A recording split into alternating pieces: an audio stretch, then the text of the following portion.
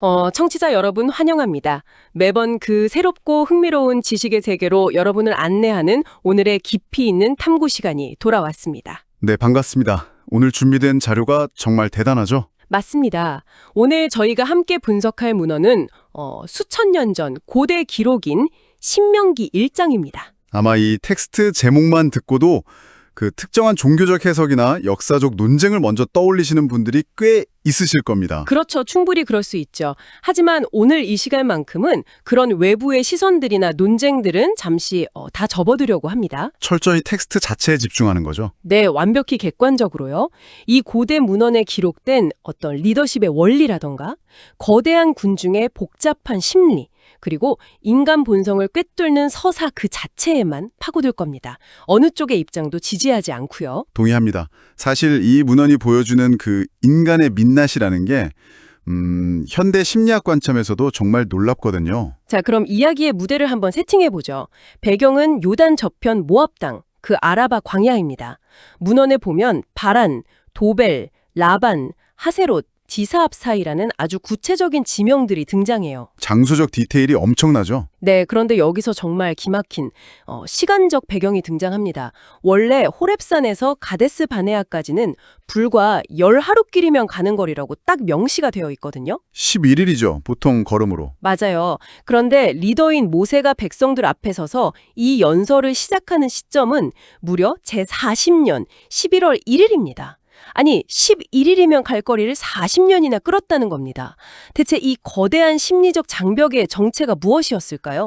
그 11일과 40년이라는 압도적인 시간의 간극, 그게 바로 이 문헌 전체를 관통하는 거대한 은유이자 핵심 포인트입니다. 단순한 길 이름이 아니라는 거군요. 그렇죠. 지리적 방황이 아니라 집단적인 심리적 방황을 보여주는 아주 적나라한 수치인 셈이죠. 그리고 우리가 여기서 주목해야 할 아주 중요한 상황적 맥락이 하나 더 있습니다. 어떤 맥락인가요? 모세가 이 아주 긴 회고록을 시작하는 시점이 언제인가 하면 바로 헤스본의 아모리 왕 시온과 에드레의 바산 왕 옥을 무찌른 직후입니다. 아, 전쟁에서 이긴 직후요? 네.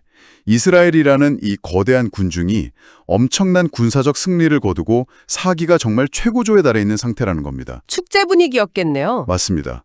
그런 들뜬 분위기 속에서 리더인 모세는 오히려 찬물을 쫙 끼얹듯이 과거의 가장 뼈아픈 실패를 끄집어내며 이 웅장한 서막을 열고 있는 겁니다. 와, 시작부터 아주 강렬하네요. 자, 하나씩 파헤쳐볼까요? 모세의 회고록 첫 부분에서 제일 눈길을 끄는 건 다름 아닌 인구 폭발, 그리고 그로 인한 리더십의 위기입니다. 텍스트를 보면 백성들이 하늘에 별같이 많아졌다고 표현을 하죠. 네, 모세는 이들이 지금보다 1000배나 더 많아지기를 축복합니다. 그런데 그러면서 동시에 아주 현실적인 비명을 지르거든요. 리더로서의 한계를 느끼는 거죠. 맞아요. 나 홀로 어찌 능히 너희의 괴로운 것과 무거운 짐과 다툼을 담당할 수 있으랴, 이렇게 고백을 합니다. 이거 현대기업으로 치면 딱 그거잖아요. 엄청난 속도로 스케일업을 이룬 스타트업의 CEO가 그 모든 고객 불만이랑 내부 갈등을 혼자 다 처리하다가 완벽하게 번아웃이 온 상황입니다. 완전 정확한 비유입니다. 조직 규모가 일정 수준을 넘어가면 1인에게 집중된 그 카리스마형 리더십은 무조건 한계에 부딪히게 됩니다. 그래서 모세는 이 문제를 해결하기 위해 시스템을 구축하죠. 권한을 위임하기 시작하죠. 네, 각 지파에서 지혜와 지식이 검증된 자들을 뽑습니다. 그래서 1000부장, 100부장, 50부장, 10부장, 그리고 패장이라는 철저한 피라미드형 사법 행정 조직을 만들어요. 수십만 혹은 수백만 명의 그 거대한 군중을 효율적으로 관리하기 위해서 수천 년 전에 이미 그런 세밀한 조직공학적 설계를 했다는 게 정말 놀랍습니다. 고대 사회에서 이런 체계적인 권한 위임 원칙을 명문화했다는 건 굉장히 혁신적이죠. 저는 이 대목에서 그들이 세운 재판의 원칙을 보고 또 한 번 감탄했습니다. 단순히 사람을 쪼개서 물리적으로 관리한 게 아니더라고요. 그 시스템이 부패하지 않도록 아주 강력한 소프트웨어를 깔아두었습니다. 어떤 부분들이 인상 깊으셨나요? 모세가 재판장들에게 내린 명령을 보면 형제 사이의 갈등은 당연하고 심지어 타국인, 즉 외국인에게도 동일한 공정한 판결을 내리라고 아주 못을 박습니다. 그게 핵심입니다. 법 앞에 평등이죠. 네, 거기에 외모나 귀천을 보지 말 것, 사람의 낯을 두려워하지 말 것을 명시해요. 게다가 실무진 선에서 스스로 결단하기 어려운 아주 복잡한 이슈는 최고 책임자인 모세 자신에게 가져오라는 명확한 에스컬레이션 가이드라인까지 갖추고 있습니다. 그 부분이 이 문헌의 진가를 보여주는 지점이죠. 고대 근동의 문화적 배경을 생각해보면 자국민이 아닌 타국인에게도 동일한 사법적 공정성을 요구했다는 건 대단히 앞서간 윤리의식입니다. 완전 현대적인 사법 원칙이잖아요. 맞아요. 사람의 사회적 지위나 겉모습에 흔들리지 말라는 강령은 아무리 구조가 완벽한 피라미드 조직이라 할지라도 결국 그걸 운영하는 사람의 도덕성이 뒷받침되지 않으면 무너진다는 아주 뼈아픈 통찰을 담고 있는 겁니다. 자, 그렇게 탄탄한 조직과 시스템을 딱 갖춘 채 그들은 호렙산을 떠나 크고 두려운 광야를 지납니다. 그리고 마침내 아모리족 속의 산지기를 통과해 가데스 바네아에 도착하죠. 드디어 목적지 코앞까지 온 거네요. 네. 하나님이 아브라함, 이삭, 야곱에게 맹세했던 그 거대한 목적지가 눈앞에 있습니다. 아라바, 산지, 평지, 남방, 해변, 레바논을 지나 유브라데 강까지 이르는 그 거대한 땅이죠. 모세는 바로 진격의 명령을 내립니다. 올라가서 얻으라, 두려워 말라, 주저하지 말라, 이렇게요. 모든 준비가 완벽해 보이는 순간입니다. 11일이면 도착할 수 있는 거리, 완벽히 세팅된 리더십 시스템, 그리고 눈앞에 보이는 뚜렷한 목표. 당장 쉬고 나가야죠. 논리적으로는 당장 전진하는 게 맞습니다. 하지만 인간의 심리는 그렇게 논리대로만 움직이지 않거든요. 정말 흥미로워지는 부분은 바로 여기입니다. 모세의 진격 명령이 떨어졌는데 백성들이 바로 올라가지 않아요. 대신 아주 그럴듯한 제안을 하나 가져옵니다. 정탐꾼을 보내자는 제안이죠. 네, 맞아요. 우리 앞서 사람을 보내어 그 땅을 먼저 정탐하게 하고 어느 길로 올라가야 할지, 어느 성읍으로 들어가야 할지 회보하게 하자고 합니다. 청취자 여러분도 아마 이 상황이 굉장히 합리적이라고 느끼실 겁니다. 철저한 사전 조사, 데이터 수집, 리스크 관리잖아요. 형대의 관점에서는 너무 당연한 프로세스죠. 모세도 이 말이 맞다 싶어서 각 지파당 한 명씩 총 12명의 엘리트 정탐꾼을 에스골 꼴짜기로 보냅니다. 여기서 흥미로운 점은 그 겉보기의 합리적인 리스크 관리가 어떻게 집단적인 심리적 붕괴로 걷잡을 수 없이 이어지는가 하는 그 과정입니다. 정탐꾼들이 빈손으로 돌아온 게 아니었잖아요. 그렇죠. 그들은 그 땅의 비옥한 과실을 직접 손에 들고 돌아왔습니다. 우리에게 주시는 땅이 좋더라 하면서 긍정적인 실물 증거까지 떡하니 제시를 했어요. 팩트랑 데이터는 분명히 무조건 직진을 가리키고 있었네요. 맞습니다. 그런데 대중의 반응은 완전히 정반대로 치여버립니다. 백성들은 자기들 장막 안에서 원망하면서 아주 극단적인 집단 패닉에 빠져들죠. 패닉의 수위가 거의 피해망상 수준입니다. 문헌을 보면 그들이 이렇게 외칩니다. 하나님이 우리를 미워하셔서 아모리족 속의 손에 멸망시키려고 우리를 애굽에서 끌어내셨다. 아니 방금 전까지 눈앞에서 좋은 과일을 확인해 놓고서는 갑자기 이런 비약적인 결론을 내린다는 게 정말 기형적이지 않습니까? 아주 전형적인 확증 편향이자 공포에 잠식된 대중의 모습입니다. 마치 현대인들이 인터넷에서 긍정적인 뉴스는 다 무시해버리고 자극적인 공포 기사 하나에 꽂혀가지고 가족 단톡방에 가짜 뉴스를 막 퍼나르면서 단체로 둠스크롤링에 빠진 모습과 똑같죠. 아, 둠스크롤링 비유 너무 적절하네요. 긍정적인 실물 증거는 눈에 안 들어오고 공포만 전염되는 거군요. 네, 공포라는 감정이 이성적 판단을 어떻게 완벽하게 마비시키는지 보여주는 심리학적 사례입니다. 그들이 패닉에 빠진 근본적인 이유는 과일이라는 물리적 증거 때문이 아니었어요. 그 소문 때문이었죠. 맞습니다. 정탐꾼들이 덧붙인 소문이죠. 그곳 백성들은 우리보다 장대하고 성곽은 하늘에 닿았다. 게다가 당대 최고의 거인족이라는 안악 자손을 보았다는 그 한마디가 군중의 이성을 완전히 날려버린 결정타가 되었습니다. 성곽의 하늘에 닿았다니 두려움이 만들어낸 완벽한 과장이네요. 이 압도적인 공포 앞에서 리더인 모세는 어떻게든 사태를 수습하려고 애를 씁니다. 설득을 시작하죠. 네, 과거의 데이터를 끌어옵니다. 애굽에서 그들을 위해 싸우셨던 일, 그리고 이 척박한 광야에서 사람이 자기 아들을 아는 같이 그들을 안고 여기까지 보호했던 일들을 상기시킵니다.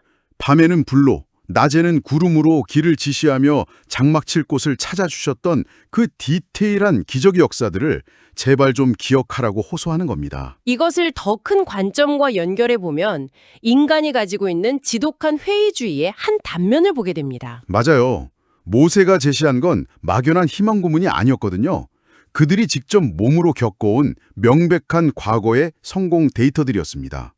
불기둥과 구름기둥은 그들이 매일 아침 저녁으로 눈으로 확인한 실체였으니까요. 하지만 문어는 이 모든 설득의 결과를 아주 냉정하고 뼈아픈 한 문장으로 딱 요약해버립니다. 이 일에 너희가 너희 하나님 여호와를 믿지 아니하였도다. 눈앞에 닥친 미지의 두려움, 즉 거인족이라는 거대한 공포 앞에서는 과거에 쌓아둔 아무리 확실한 데이터나 기적의 경험조차도 한순간에 무용지물이 되어버린다는 사실을 적나라하게 고발하는 거죠. 그렇다면 이 모든 게 무슨 의미일까요?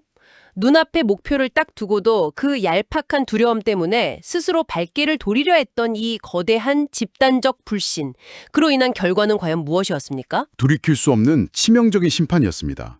이 모든 상황을 지켜보던 신은 크게 분노하며 맹세하죠. 이 악한 세대 사람들 중에는 약속된 좋은 땅을 볼 자가 단 한 명도 없을 것이라는 선언이었습니다. 모두 제외되는 거군요. 네, 오직 철저하게 순종했던 두 사람만이 예외가 됩니다. 갈렙과 여호수아죠. 갈렙은 그가 밟은 땅을 얻게 될 것이라는 약속을 받았고, 여호수아는 모세를 이을 차기 리더로서 백성들을 이끌 임무를 부여받게 됩니다. 청취자 여러분, 저는 이 부분에서 이 고대 문헌이 숨겨둔 가장 서늘하고 비극적인 아이러니를 발견했습니다. 어떤 아이러니인가요? 아까 백성들이 거인족을 두려워하면서 집단 패닉에 빠졌을 때 그들이 핑계로 삼았던 가장 큰 걱정거리가 무엇이었는지 혹시 기억하시나요? 네, 자신들이 어린 아이들이었죠. 맞습니다. 우리가 저 거인들과 싸워지면 우리 아이들이 사로잡혀서 노예가 될 것이라며 아주 목 놓아 울부짖었거든요.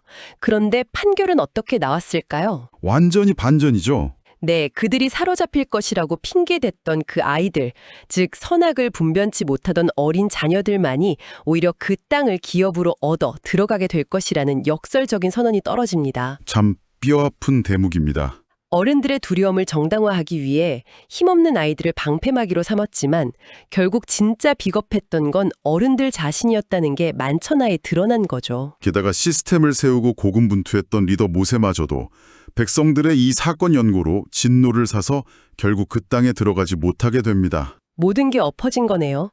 결국 이 거대한 군중은 발걸음을 뒤로 돌려서 다시 홍해길을 향해 그 끝없는 광야로 들어가라는 명령을 받습니다. 이는 중요한 질문을 던집니다. 인간은 돌이킬 수 없는 재앙적 결과에 직면했을 때 과연 합리적으로 반성하고 돌이키는가? 이 고대 문헌의 대답은 아니요입니다. 정말 끝까지 합리적이지 못하죠. 백성들의 반응은 전형적인 뒤늦은 후회와 경솔한 만용의 결합이었습니다. 자신들이 약속의 땅에서 영원히 배제되었다는 심판이 딱 떨어지고 나서야 그들은 갑자기 태도를 돌변해요. 아까 전까지만 해도 거인족 무섭다고 울던 사람들이요? 네, 우리가 범죄하였사오니 명하신 대로 올라가서 싸우리이다. 이렇게 외치면서 각자 무기를 챙겨들고 산지로 훌쩍 뛰어 올라가려 합니다. 두려움에 떨며 뒤로 숨던 자들이 갑자기 투사로 변신을 한 겁니다. 정말 기가 막힌 타이밍의 엇갈림이네요. 가라고 할 때는 죽어도 못 가겠다더니 이제는 가지 말라고 하는데 기어코 가겠다고 우기는 상황입니다. 그래서 신은 모세를 통해 아주 단호하게 경고를 하죠. 올라가지 말라, 싸우지도 말라.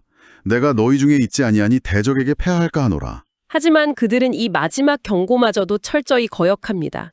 예전에는 공포라는 감정 때문에 명령을 어겼다면 이번에는 오만함이라는 감정 때문에 또다시 시스템과 리더십을 짓밟고 무모하게 돌진을 한 거죠. 그 무모한 전투의 결말은 텍스트가 묘사하는 그대로 완벽하고 처참한 패주였습니다.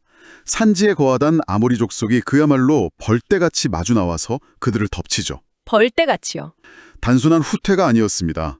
세일산에서 쳐서 호르마까지 이르는 사실상 일방적인 학살에 가까운 패배였어요. 공포에 질려 무기를 내려놓아야 할 때와 들어야 할 때를 분간하지 못한 자들이 뒤늦은 후회로 칼을 뽐았을 때 돌아온 것은 결국 무참한 살력뿐이었네요. 살아남은 자들이 진영으로 도망쳐와서 통곡하지만 이미 모든 문은 굳게 닫힌 후였습니다. 네, 문화는 신이 너희의 소리를 듣지 아니하시며 귀를 기울이지 아니하셨다고 무겁게 기록합니다.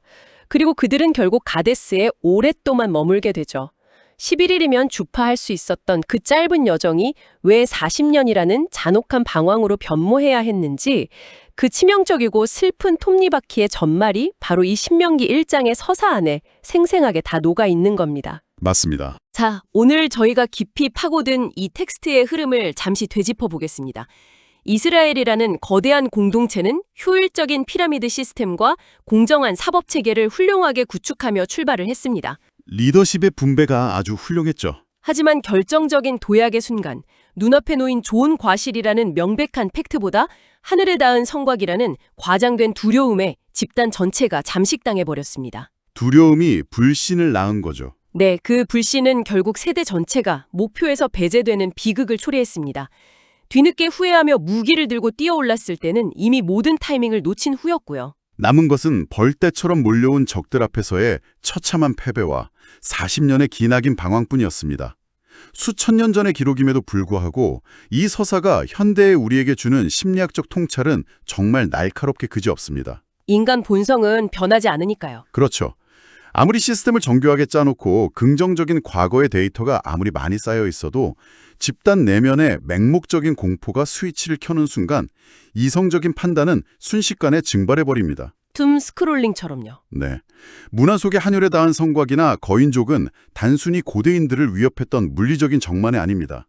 그것은 오늘날 우리가 이직이나 창업 혹은 인생의 새로운 챕터를 앞두고 우리 스스로의 마음속에 끝없이 부풀려 쌓아올리는 가짜 공포의 완벽한 은유이기도 합니다. 아주 예리한 지적이십니다. 이 문헌은 우리에게 객관적인 증거와 내면의 공포 사이에서 과연 무엇을 선택할 것인지 냉철하게 묻고 있네요. 맞습니다. 두려움에 굴복할 것인가, 데이터를 믿을 것인가의 싸움이죠. 여러분, 오늘 이 깊이 있는 탐구를 마무리하며 청취자 여러분 각자에게 조용히 질문 하나를 던지고 싶습니다. 오늘 이야기 속 군중은 스스로 만들어낸 거인들에 대한 공포 때문에 이미 손에 쥔 기회를 발로 차버렸습니다. 참 안타까운 일이죠. 그리고 모든 타이밍이 끝난 후에야 뒤늦게 칼을 빼들고 산으로 뛰어오르는 뼈아픈 실수를 저질렀습니다. 청취자 여러분의 삶에도 혹시 두려움이 과장해서 만들어낸 거대한 안악자손이나 하늘에 닿은 성곽이 존재하지는 않나요? 한 번쯤 생각해 볼 문제네요. 그리고 행여나 그 실체 없는 두려움 때문에 진짜 행동해야 할 결정적 타이밍은 놓쳐버리고 나중에서야 이길 수도 없는 무모한 싸움에 뛰어들어 스스로를 갉아먹고 있지는 않은지 깊이 생각해 볼 일입니다. 타이밍과 이성이 결국 핵심이군요. 네, 오늘의 깊이 여는 탐구는 여기까지입니다. 다음 시간에도 여러분의 지적 호기심을 완벽하게 충족시켜드릴 새롭고 흥미로운 문헌 분석으로 다시 찾아오겠습니다. 함께 해주셔서 감사합니다.